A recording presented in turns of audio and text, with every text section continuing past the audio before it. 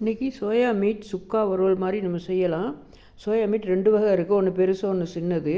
நான் இன்றைக்கி கொஞ்சம் கொண்டக்கடலை உள்ள சைஸ் உள்ள சின்னது தான் எடுத்துருக்கிறேன். பெருசுனா நம்ம ஊற வச்சு 2ஆக வெட்டணும்.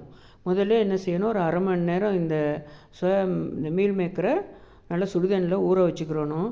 ஒரு கடாய் வச்சு ஒரு துண்டு பட்டை, 2 ஏலக்காய், ஒரு 3 கிராம்பு, கொஞ்சம் பெருஞ்சீரகம் இதெல்லாம் போட்டு கொஞ்சம் சின்ன வெங்காயம், பச்சை மிளகாய், கருவேப்பிலை இது எல்லாத்தையும் போட்டு வதக்கிட்டு ஒரு 3 தக்காளி, நான் ஒரு 300 கிராம் அளவு எடுத்துருக்கிறேன் மீல் மேக்கர். அப்போது 3 தக்காளியும் ஒரு டீஸ்பூன் இஞ்சி பூண்டு பேஸ்ட்டும் போட்டு நல்லா இதை பச்சை வாசனை போகிறதுக்கு வதக்கிக்கிடலாம்.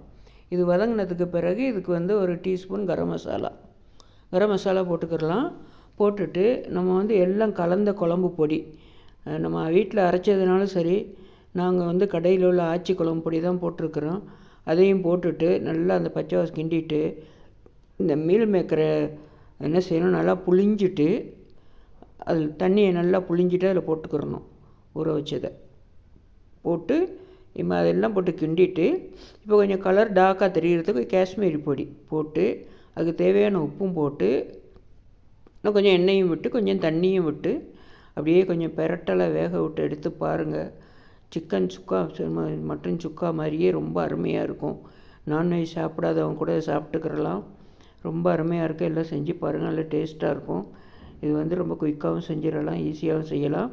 ஆனால் எல்லாம் செஞ்சு பார்த்துட்டு லைக் பண்ணுங்கள், ஷேர் பண்ணுங்கள், கண்டிப்பாக சப்ஸ்கிரைப் பண்ணுங்கள்.